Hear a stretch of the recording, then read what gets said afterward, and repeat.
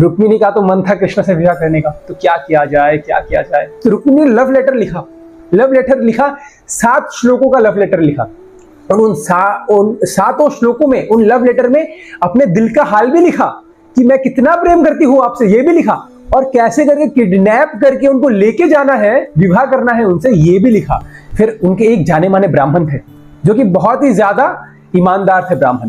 तो उस ब्राह्मण को बुलाया और उस ब्राह्मण से प्रार्थना की, हे ब्राह्मण देवता, आप कृपया करके मेरा ये जो पत्र है, आप कृपया करके ये द्वारकाधीश कृष्ण के पास लेके जाइए।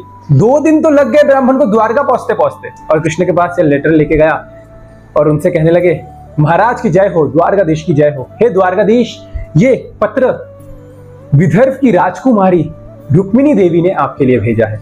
तो कृष्ण ने कहा, आप लाए हो पत्र तो आप ही पढ़ के सुना दो। क्यों?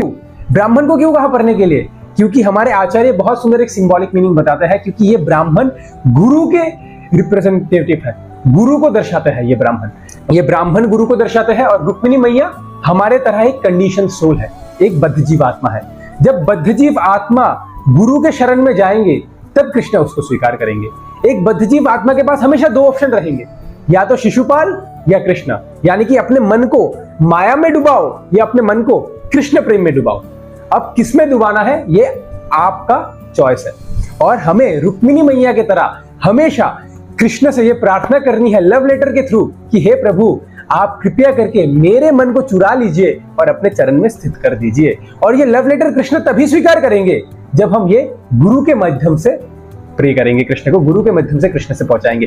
यानी कि अगर हमें प्रार्थना भी करनी है तो गुरु के माध्यम से प्रार्थना करनी है। कि भले ही हमारी प्रार्थना में इतनी ज्यादा प्योरिटी ना हो, लेकिन क्योंकि हम गुरु से कनेक्टेड है और गुरु कृष्ण से कनेक्टेड है, तो अगर हम कैसे भी करके प्रार्थना करेंगे कृष्ण से और गुरु के माध्यम से भेजेंगे तो कृष्ण इसको सीरियसली लेंगे। और हो सके हम कृष्ण के पास कभी ना जा पाए, लेकिन कृष्ण स्वयं रथ में बैठ के हमारे पास आएंगे। और आप देखिए, हमेशा भगवान ही जाता है अपने भक्तों के पास।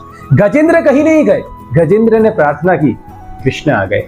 जटायु कहीं नहीं गए, जटायु ने प्रार्थना की, राम जी आ गए। प्रहलाद कहीं नहीं गए, प्रहलाद ने प्रार्थना की, नरसिंहदेव आ गए। द्रौपदी कहीं नहीं गई, प्रार्थना की, कृष्ण आ गए। ध्रुव कहीं नहीं गए, प्रार्थना की, प्रभु आ गए। ऐसे सारे भक्तों ने प्रार्थना की और प्रभु आए।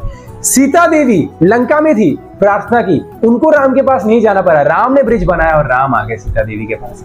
तो इसलिए अगर हम गुरु को स्वीकार करते हैं, गुरु परंपरा के थ्रू कृष्ण को क्या करते हैं, प्रेयर्स प्रदान करते हैं, कृष्ण से प्रार्थना करते हैं, तो कृष्ण उसको सीरियसली अवश्य लेंगे।